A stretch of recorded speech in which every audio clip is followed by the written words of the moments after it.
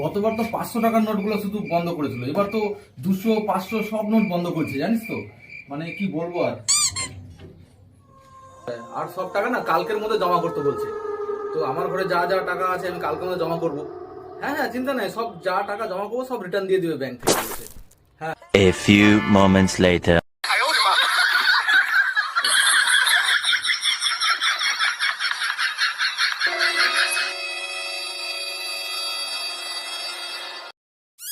শোনো না, বলো। আমার এই টাকাগুলো ব্যাংক থেকে চেঞ্জ করে আনিয়ে দিতে পারবে? বাবা, তুমি এত টাকা কোথায় পেলে আবার?